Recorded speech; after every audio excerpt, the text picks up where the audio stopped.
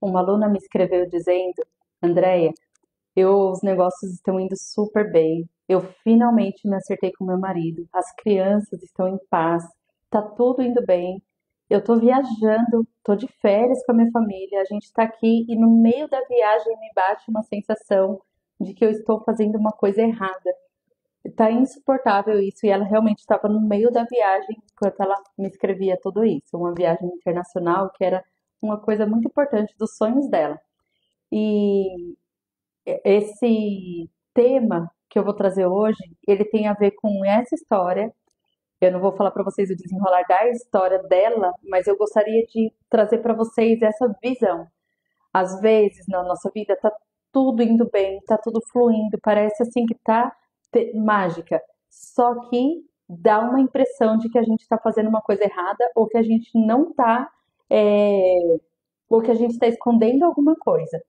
No episódio de hoje, aqui na nossa série, os 7 padrões que desencadeiam a ansiedade, o episódio número 6, a gente vai falar sobre culpa herdada. Aquilo que você traz no inconsciente, você traz no seu estilo de vida, está entranhado em você e você não sabe como lidar com isso. Então é algo muito importante. E como eu disse para vocês desde o começo dessa série, amanhã é o último episódio, o último capítulo, quem chega até o final, quem viu, né, quem foi entendendo, chegar no final, vai poder pedir para mim um presente e vai desbloquear um presente muito importante, que eu tenho certeza que vai ajudar na vida de vocês. Então, se você não me conhece ainda, sou Andréia Rocha, e nesse perfil eu ajudo mulheres a viverem uma vida em flow. E a base do nosso trabalho é a nossa origem ancestral, é o reconhecimento daqueles que nos deram a vida. Então, não olhando somente para os nossos pais, mas também para toda a nossa ancestralidade, reconhecendo que muitas vezes você tem potenciais que vieram já com você.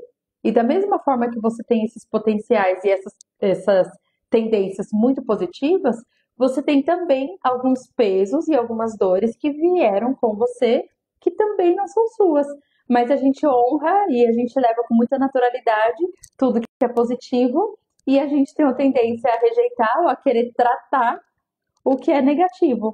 Então a gente fala assim: ah, não, essa parte aqui é uma parte ruim minha que eu tenho que tirar da minha vida. É onde a gente provoca exclusões.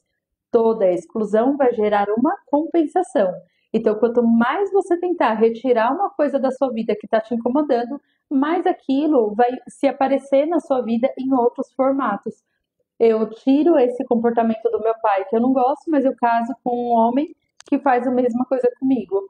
Eu abro uma empresa e eu faço a mesma coisa que eu criticava meu pai de ter feito. Exemplos dessa forma, né? Então toda exclusão vai gerar uma compensação. Nessa, perdão, nesse episódio de hoje, gente, culpa herdada, a gente vai entrar em terrenos que não são nossos. Então é muito melhor quando a gente pode focar só na gente, só no que a gente está fazendo, porque muitas vezes na ignorância a gente vai lá nesses terrenos que não são nossos, que não fomos nós que percorremos, mas a gente está na mesma estrada. Então é um olhar que a gente faz para trás para que a gente possa melhorar o nosso olhar para frente. É a mesma estrada. Entenda a ancestralidade dessa forma. Imagina um grande mato, né? Um longo espaço com muito mato. E alguém tinha que atravessar lá para o outro lado. Então veio um com a sua ferramenta e começou a capinar. Foi passando o tempo, não, os primeiros lá foram tirando com a mão, abrindo o caminho. Os outros vieram lá com a pá, outro veio com a enxada, daí criou a foice. E assim foi vindo, até a hora que tem um trator para abrir esse caminho. E adivinha quem que é o trator? O trator é você. É você, com toda a tecnologia que você recebeu, com toda a inteligência que você recebeu e toda a força que eles estão te dando. Porque a gente não está sendo, nós não estamos sendo melhores do que eles. Nós estamos sendo a continuação deles, a continuação daqueles que vieram antes. Então, pensem nisso, gente, para a gente não sair repetindo a abobrinha que a gente está vendo aí muita gente falar sobre o movimento sistêmico. A gente não está aqui para perdoar a ancestralidade, pelo amor de Deus. Eles fizeram o melhor que eles puderam com o que eles tiveram.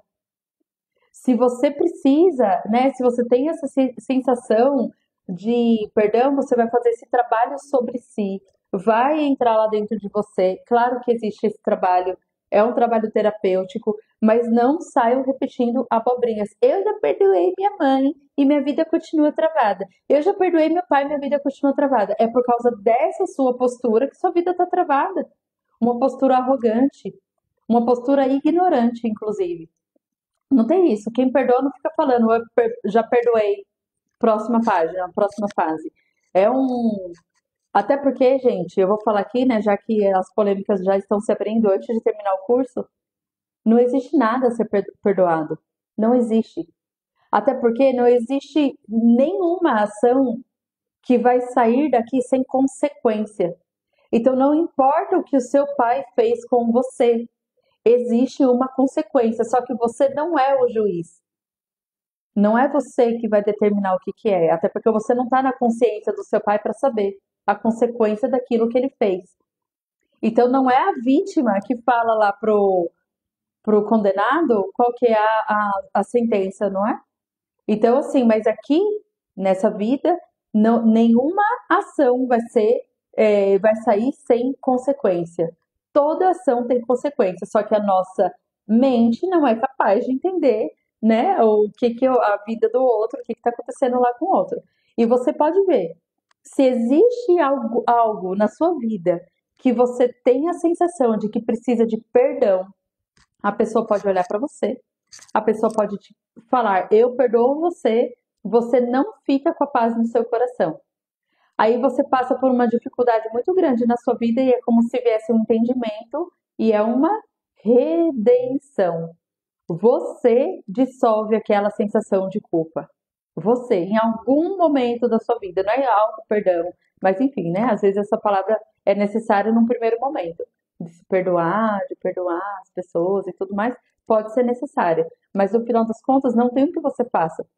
O seu pai, o seu vizinho pode fazer uma coisa muito trágica com você, sua mãe, você, seu filho, fazer algo muito trágico, muito horrível para você. Você pode ir lá e falar: Eu te perdoo, mas eu já te perdoei. Se libera dessa culpa, se libera dessa culpa. Não, minha filha, não é você.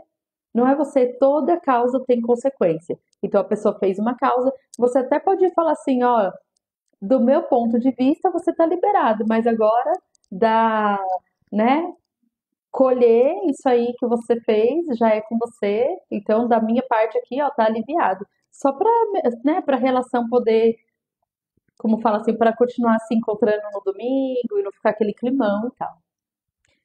Fecha esse grande parênteses aqui sobre o perdão. Então, vamos falar hoje sobre culpa herdada. Você está vivendo, né? A culpa herdada, ela vem por quê? Ela vem devido à injustiça que foi acometida pela sua família, pelos seus ancestrais ou por você mesma, por abandono, alguém que abandonou alguém, é tudo isso, toda a culpa herdada, gente, é do agressor, tá? Então é a parte da nossa família, na nossa ancestralidade, e gente, todo mundo tem, viu? Uma coisinha ou outra, todo mundo tem no seu histórico familiar. O abandono, né? Abandonou alguém. Sabe aquelas histórias, assim? Eu tenho tantas dessas histórias lá na minha família, porque minha família ela veio daquela, né, dos sítios mesmo, né? Assim, lá da Bahia, do sertão lá da Bahia, que tinha aquela coisa de trabalhar na roça, de esperar chuva, aquele negócio, né? Então era uma vida muito sofrida. As pessoas elas saíam para tentar a vida em São Paulo, para tentar a vida em outro lugar e fazer dinheiro e voltar para a Bahia, porque com muito pouco se vivia lá, né? Então tem bastante dessas histórias de alguém que foi e nunca mais voltou. Porque, gente, não era celular, né? Era carta, aí a pessoa mudava de endereço, aí a pessoa ia para viver em endereço, daí quando ela acontecesse alguma coisa, não tinha como as pessoas saber. Às vezes a pessoa esperava meses, né? 3 meses, 4 meses para receber uma carta de alguém. Então, imagina só uma carta extraviar, como era fatal, né? Assim, para o relacionamento de uma família. Então, às vezes a pessoa foi embora e ela simplesmente também fez uma abriu a mente para outra coisa e falou assim: ah, não vou voltar lá para aquele Agreste, né? Eu vou ficar aqui, vou fazer minha vida aqui, vou ficar. Sinto muito, né? E abandonou a família, também existe isso. É, perda ou vergonha, né? Alguém que passou na sua, que fez alguém perder muitas coisas lá na sua ancestralidade, que roubou de outras pessoas, que agiu de má fé, e vergonha também que causou vergonha para esse sistema. Ontem a gente falou bastante disso, né, na nossa aula, mas hoje a gente está falando já especificamente como fala assim, dos acusados, né? Aqueles acusados. Então você fica com a sensação de que você precisa pagar por algo. Olha que coisa, para não falar um palavrão. Você fica com a sensação de que precisa pagar por alguma coisa. Então você é a pessoa que quando as coisas ficam muito difíceis para você, você vai ter a tendência de falar assim: ah, mas se é assim que Deus quer, tá tudo certo. Ah, mas vou viver isso, né? E eu vou viver esse meu processo que eu tenho para viver, e é assim, né? Aí, eu tenho essa dor para passar, então é isso mesmo. É uma resignação que dá nervo nas pessoas que estão ao seu redor, sabe? Porque você fala assim, não, tudo bem, a gente pode passar por dificuldades, né? Realmente, né, às vezes não tem muito o que fazer, tem que passar pelas dificuldades. Mas às vezes existe assim um comodismo na dificuldade. Poxa, eu tô aqui, então eu não vou me esforçar para me curar de uma doença. Eu tô aqui, eu não vou usar as tecnologias que tem para me levantar dessa cama. Eu tô aqui passando por toda essa dificuldade e é como se você estivesse se chibatando, sabe? Se chicoteando ali. Então é uma sensação interna mesmo dessa pessoa de de se condenar. Os sinais que você tá vivendo, né? Eu anotei aqui para trazer para vocês. É um sentimento de dívida, que você está sempre em dívida. E olha que droga. A gente tá lá, né, vivendo a vida, e aí você se coloca em dívida real, se coloca em dificuldades reais, em situações onde você está sempre sendo cobrado. Isso é inconsciente o movimento. E você não sai desse lugar. É a pessoa caloteira. Caloteira. E você vai perceber uma coisa, gente. A pessoa caloteira, ela não é caloteira só com você que emprestou dinheiro para ela. Ela é com todo mundo. Ela deve para o banco, ela deve para a mãe, ela deve para os irmãos, ela já tem o nome sujo na praça. Ela deve para todo mundo. É o tipo de pessoa que, que tem essa culpa herdada, e aí, como ela não encontra respostas assim, né? Porque tudo vem do inconsciente, ela mesma se coloca em situação de ser cobrada. Ela repete isso, né? Como um padrão da vida dela. Ela tem dificuldade de receber e pior, quando ela recebe, ela não paga. Quando ela é até trabalhadora e ela até tem dinheiro, gente, porque você vê que ela tá vivendo a vida dela, né? Ela compra tênis bom pro filho dela, ela vai lá, ela viaja, ela tem todas as regalias que ela gosta no final de semana. Então, ela vive tudo isso com muita facilidade, só que ela não paga ninguém. Então, e tem dificuldade também de receber de outras pessoas. E ela tem esse auto-julgamento. Claro, a pessoa que tem um nome sujo na praça, gente, ela não consegue pôr a cabeça no travesseiro e dormir. Então ela vai sempre se julgar. E ela sabe que todas as dificuldades que estão acontecendo na vida dela estão acontecendo porque por ela dever na praça. Gente, dever na praça não é dinheiro, tá? É às vezes aquilo que te rouba seu sono. É você estar em um relacionamento inadequado, ou seja, você está com uma pessoa comprometida, você é uma amante, ou você é um homem que trai, você, você subiu de cargo por não pelo seu próprio mérito, você omitiu alguma coisa para você ter retorno, ter benefícios. Então, tudo isso vem dessa culpa herdada. Tem uma coisa muito importante que eu queria falar sobre isso, porque hoje esse tema, até porque amanhã vai ser o nosso último episódio, então eu gostaria de deixar registrado aqui, né? Às vezes a pessoa, porque daqui a pouco eu vou dar o exercício prático e o exercício sistêmico. Às vezes a pessoa vai falar assim, Andréia, mas tudo isso parece tão irreal, parece tão surreal. Tipo assim, a minha ancestralidade fez um monte de coisas e hoje eu tô pagando por elas, né? E parece assim que eu não sou capaz de fazer isso. E nós não somos capazes de fazer essas coisas. Por isso que a gente faz movimentos. Por isso que a gente vai lá e quando a gente fizer um movimento, esse movimento ele tem por trás toda uma espiritualidade, todo um amparo espiritual que limpa essas memórias. Então, eu estava falando com meu irmão que é evangélico, né? E ele estuda bastante da Bíblia. E ele estava falando sobre. Ai, como que é o termo? É, maldições ancestrais, maldições familiares. Eu acho que é maldição familiar. Ele trouxe esse tema porque é um tema muito trabalhado nas igrejas, né? É, e faz muito sentido, porque as pessoas que vocês estão vendo, que estão fazendo terapias, estão fazendo, ressignificando, vai lá, faz hipnose, faz algumas coisas, elas até conseguem se livrar em algum nível de alguma dor, porque ela vai lá e ela conta uma nova verdade para o ego, uma nova verdade, assim. Só que maldições hereditárias, gratidão, Cíntia. Esse é o termo mesmo que meu irmão usa. Maldições hereditárias, que é tratado na igreja, né? Então, quando a gente está falando, eu falo muito para ele, né, que aparece em muitas constelações familiares, aparecem as maldições ancestrais, e ele falou disso, né? A gente trata isso como maldição hereditária. Se não existe esse respaldo espiritual e você faz a coisa apenas no lado racional, gente, isso aqui é um adendo, tá? Um pedaço que eu queria trazer para vocês para a gente ficar mais completo dentro desse curso aqui possível. Porque eu sei que tem bastante gente assistindo a gravação, porque eu tenho as métricas, tudo dos vídeos que estão saindo, as pessoas mandam para bastante gente.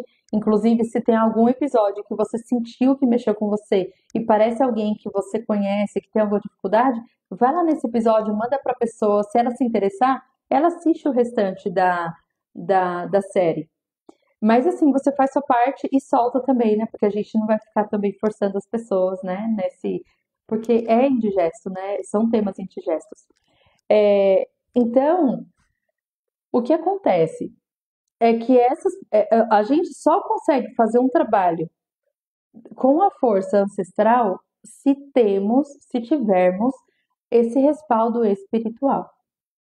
Se nós não temos isso, gente, esse respaldo espiritual, a gente vai abrir um monte de coisa e a gente não vai fechar coisa nenhuma. Porque depois que você abriu todas essas camadas ancestrais, você vai seguir agora com peso, com culpa e pior ainda, você vai mudar o seu a forma de enxergar tudo isso e você vai só reforçar os problemas que você já tem. Ai, André, então é melhor nem mexer? Não é isso que eu tô falando.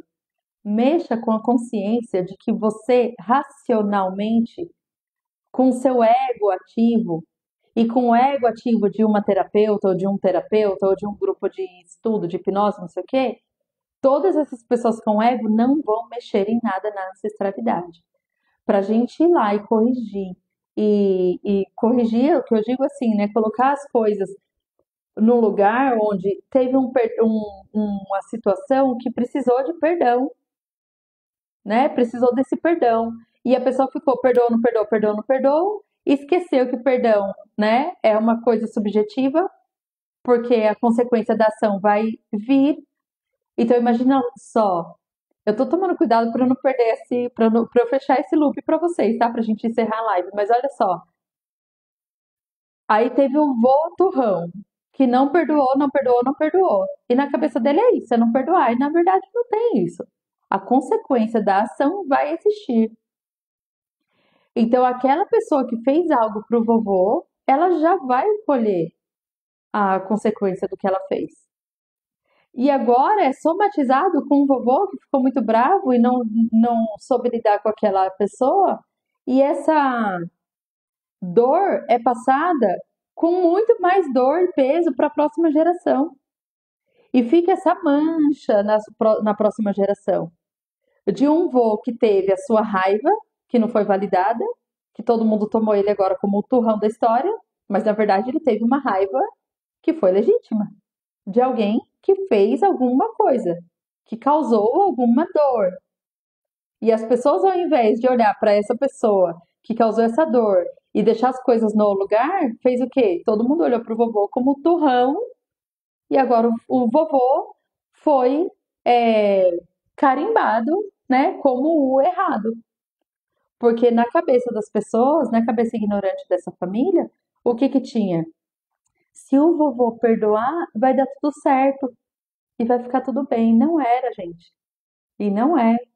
Mas claro, né, quando você está vivendo a situação de onde você vê um pai brigando com a irmã, você quer mais é que o pai perdoe a irmã e acabe. Mas espera aí, você não sabe o que que essa irmã está fazendo, gente. Você não sabe que dinâmica ela está trazendo para essa família. E às vezes o que ela precisa é exatamente disso. Às vezes o que ela precisa para ela crescer, para ela se humildar, para ela enxergar que ela está acreditando em uma mentira e está sustentando essa mentira, é ela precisa desse silêncio do pai.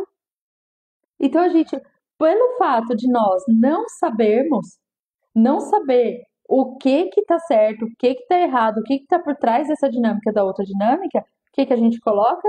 A espiritualidade, a gente ora.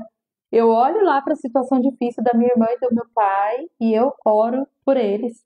E eu oro por mim, ser ignorante que não consigo enxergar o que está por trás dessa dinâmica. Então, o que vai fazer, gente, toda essa força espiritual fluir são as aberturas dos seus próprios canais. Não adianta você ficar fingindo, né, na vida que, eu acredito em Deus? Que Deus? Que Deus? Como que é o Deus que você acredita? Como que esse papo furado, onde você não tem conexão nenhuma com a espiritualidade, e você vir falar, Deus quis assim, Deus não quis assim, Deus não existe. Entende? Que tem um interesse nosso sem ação. Então, depois do momento que você realmente vive uma conexão espiritual profunda, você vai viver essas liberações no seu sistema. E é profundo, gente. Profundo. Então, nós fazemos um trabalho chamado genograma. No genograma, você senta de frente com a folha em branco e você coloca as pessoas nos seus devidos lugares. Então, você representa os seus casamentos em ordem de chegada, você representa a sua maternidade, ou seja, quantos filhos você tem, com qual pessoa você teve esse filho, você dá lugar para sua mãe, dá lugar para o seu pai, dá lugar para os seus irmãos, e você vai dando lugar para as pessoas na sua família. Isso é o genograma. Muitas pessoas, gente, quando sentam de frente com uma folha em branco para representar a sua ancestralidade, elas simplesmente passam mal, vomitam, ficam tontas, ficam com dor de cabeça, peso na cabeça, ficam com a visão turva, porque esse é um movimento espiritual, não é um movimento racional. Então, o genograma ele vem com um poder assim tremendo de inclusão, de correção de situações que não foram vistas, de resolução para sua vida atual. Você enxergar lá atrás o que o outro fez ou deixou de fazer. E você saber que você hoje tem a ferramenta na sua mão para você fazer de forma diferente. Ou fazer aquilo que não foi feito. Então, se não há espiritualidade, é melhor não mexer na ancestralidade. Por quê? Imagina isso. Imagina imagina, né, que é o seu genograma, né, a sua figura mesmo, né, de ancestralidade. Você, em cima de você, seus pais, em cima dos pais, os avós, os bisavós e assim por diante. Imagina que tudo isso São canos, encanamento mesmo, encanamento. Todos os canos que estão conectados. Imagina agora que você vai lá e você vai desbloquear o que tiver bloqueado na sua ancestralidade. O que são os bloqueios? A nossa vida financeira, a nossa vida espiritual, a nossa saúde, a nossa saúde mental também, a inteligência, a capacidade de relacionamento com pessoas, várias coisas bloqueadas por conta de situações ancestrais. Aí você vai lá e você está entrando no seu genograma. É como se você pegasse uma escovinha com um cabo bem longo e fosse lá encontrar o que está obstruído. E você enfia lá, né, no cano e você vai cutucando. Imagina agora um encanamento mesmo de um prédio. E você cutucou. E você está no primeiro andar. Quando você tira a escova que vai descer aquela água, o que que você acha que vai descer para você? O que você acha que você vai receber? Ai, flores, orações, borboletas, né? Aquela água límpida. Não, meu amor. Sujeira, dor, raiva, ódio, mágoa, miséria. Esse conteúdo trágico vai passar por você, e você vai experienciar essa dor em um momento. Então você vai lá, pega sua folha sulfite ou sua cartolina, vai fazer o seu genograma, e na hora que você vem uma vontade de vomitar, você me liga e fala assim: Andréia, eu não quero mais fazer isso porque eu comecei a passar mal. Não, meu amor, olha só, você só vai chorar e vomitar, só isso. Pensa o tanto de coisa ruim que você vai desbloquear com isso. Então você vai sentar. Pode parecer, gente, uma loucura isso, mas a maioria das pessoas que realmente fizeram o genograma dentro do Vida em Flow, tá, gente? Que a gente tem um método tal que é seguido. Fizeram o genograma, falam: Uau, André, é assim, realmente eu passo por tudo isso, só que depois a força que eu recebo é indescritível.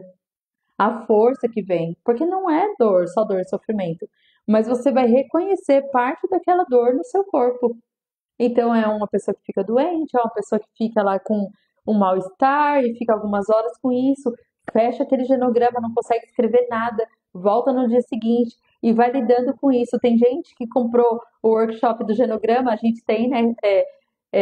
Tem disponível, comprou o workshop de genograma há 3 meses e até hoje não conseguiu fazer. Ela fala assim: eu abro e fecho, eu abro e fecho. E vai indo, vai lidando com isso, porque já é uma limpeza, já é um processo que você está fazendo de cura. É você colocando o pezinho nessa sua ancestralidade.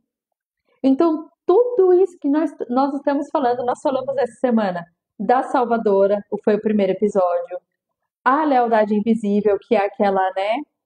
Eu não posso ser feliz demais, né? A lealdade invisível, autoabandono, repetição familiar foi a quarta aula. Na quinta aula nós falamos sobre vergonha oculta e hoje estamos falando de culpa herdada. E amanhã, para fechar o nosso essa nossa série dos 7 padrões que desencadeiam em ansiedade, a gente vai falar de falta de pertencimento. Aquele que sente que não se enquadra, que não se encaixa na família. Parece que eu não sou dessa família, meu Deus do céu. Parece que tem uma coisa errada comigo. Parece que eu sou. Não, eu penso diferente de todo mundo.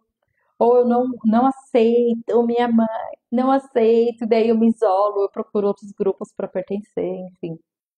Então, eu vou trazer agora para vocês os dois exercícios, o prático e o sistêmico. Eu só quis trazer essa pincelada para vocês sobre a espiritualidade, gente, para mostrar que não é brincadeira. Então, a pessoa entra no Vida em Flow, ela vai fazer o trabalho sobre si, ela vai fazer o genograma, ela vai encontrar uma forma de reconhecer a ancestralidade dela, de reconhecer de onde vem a força dela, de onde vem também muitas dificuldades, e ela vai ter a oportunidade de corrigir tudo isso, de ressignificar tudo isso. Ela vai dar um lugar para cada um na família dela. Mas o próximo passo dentro do Vida em Flow é ela estabelecer essa espiritualidade e ela se fortalecer nessa espiritualidade. De verdade, é isso que vai fazer toda a diferença na vida de uma pessoa. Então vamos lá. Na vida eu digo, gente, porque você não vai ver um ser que está conectado espiritualmente, realmente, sem o ego, sem aqueles interesses, sem aqueles jogos emocionais, uma pessoa que realmente está conectada, que está em dia com sua espiritualidade, você não vai ver uma pessoa dessa vivendo problema no relacionamento, problemas, eu falo assim, coisas feias, né? Assim, de tipo, traindo no relacionamento, é, maltratando a pessoa que ela está casada, sabe? Diminuindo a pessoa que ela está casada, exercendo lá uma autoridade onde não deveria existir, batendo nos filhos, batendo, maltratando, castigando os filhos. Você não vai ver essa pessoa em corrupção, não vai ver. Essa pessoa se corrompendo financeiramente, essa pessoa roubando ou dando jeitinho brasileiro na empresa dela. Você vai ver, não vai ver essa pessoa com uma saúde onde ela não pode comer determinados alimentos e ela come. Sabe a pessoa que está se matando?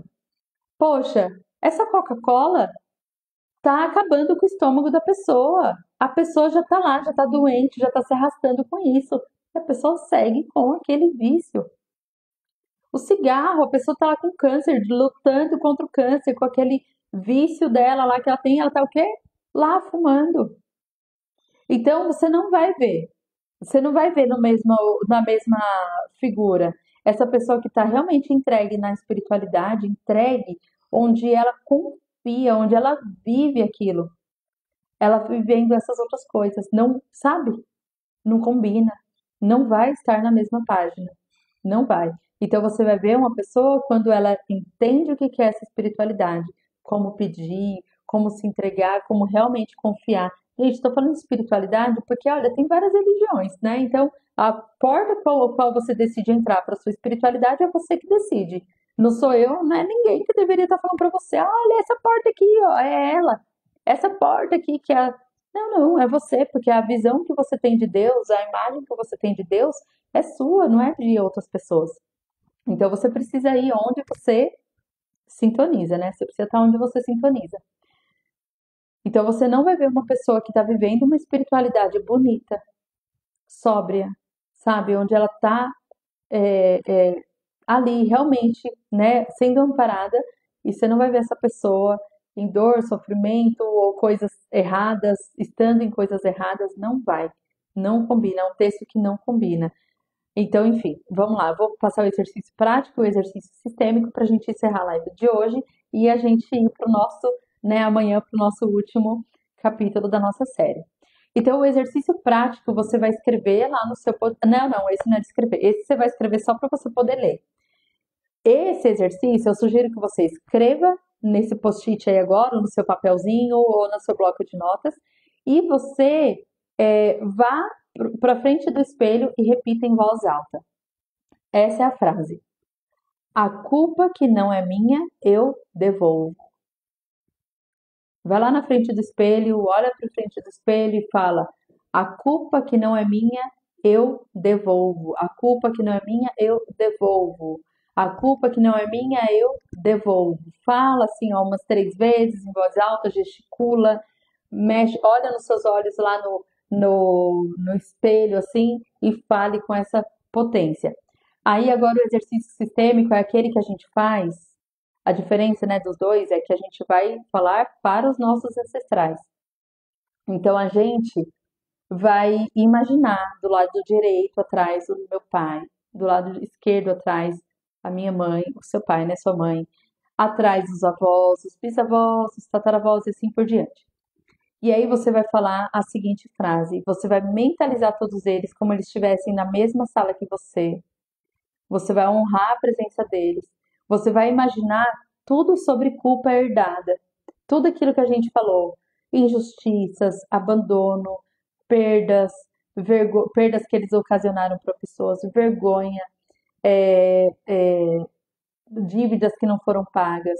Você vai imaginar tudo isso, todas essas situações que puderam acontecer, ter acontecido lá atrás, e você vai falar a seguinte frase: eu escolho viver sem carregar culpas que não são minhas. Você vai imaginar essa cena assim, ó, você olhando para frente e você honrando tudo que eles viveram lá atrás. E você vai falar: eu escolho viver sem carregar as culpas que não são minhas. E você deixa como se você estivesse tomando uma decisão e isso te deixa mais leve e você caminha sem essas culpas, tá? E vamos lembrar, gente, que isso aqui que vocês estão vivendo é uma primeira é um primeiro contato com esse conjunto de ensinamentos que é que, né, compõe o Vida em Flow. E esse conjunto de ensinamentos, ele tem toda a filosofia sistêmica, tem o genograma, que é o seu mapa do sucesso, você fazer o seu genograma, fazer o genograma com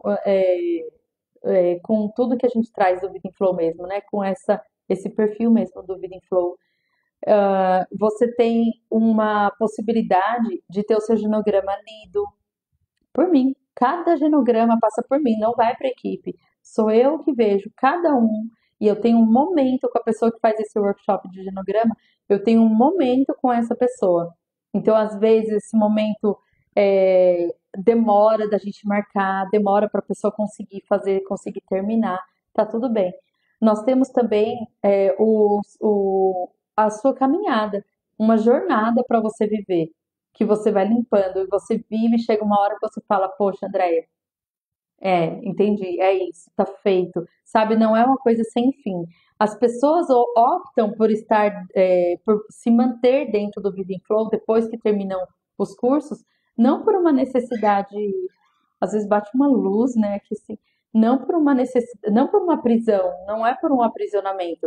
Elas optam porque ela sabe que ela consegue fazer isso e levar também um benefício para os filhos, ela não quer esquecer esses conhecimentos, então ela fica fazendo parte lá de um grupo de constelação que nós temos. Mas a verdade é que dentro do Vida in Flow, os assuntos têm começo, meio e fim. E você vai ficando conforme a sua sintonia, né, com essa egrégora que é formada. E com certeza, com a força espiritual que compõe, né, e que é a base para esse trabalho acontecer, que é o Vida in Flow. Então, por isso que vocês veem tanta gente, né, que fala Vida in Flow, eu tô dentro, e você vê as carinhas ali também repetidas, as pessoas que estão, não se desvincula, porque há uma força espiritual muito grande que vai aí guiando essas mulheres, e eu também, né, na minha vida, os desbloqueios todos que eu já recebi, e minha família, e é muito lindo de se viver, então te convido para amanhã assistir a última aula. Se você está vendo essas aulas gravadas, fica tranquila. A aula estará lá no feed. Não importa quando você está vendo a gravação, você pode pedir o desbloqueio do seu presente, porque amanhã você vai poder assistir a aula e receber esse presente que ficou muito lindo, que a equipe preparou, foi muito lindo, e vocês vão receber eles a partir de amanhã, no final da nossa série Sete Padrões que Geram Ansiedade. E vamos lembrar de uma coisa, gente. A gente cuida de ansiedade muito no nível físico. Por que físico? Porque eu sinto ansiedade fisicamente. Primeiro mentalmente, depois fisicamente. Eu sinto essa ansiedade. Só que essa ansiedade, ela precisa também ser vista a um nível espiritual. Por isso que a gente olha para a nossa ancestralidade, por isso que a gente reconhece nosso pai e nossa mãe, porque é daí que vem a força mais profunda para que a gente possa superar essa ansiedade, para que a gente possa realmente, ó, vencer esse episódio aí que estamos vivendo. Então, vocês vão gostar muito aí do episódio de amanhã e do presente que vai ser desbloqueado. Gratidão, até amanhã, vejo vocês meio-dia.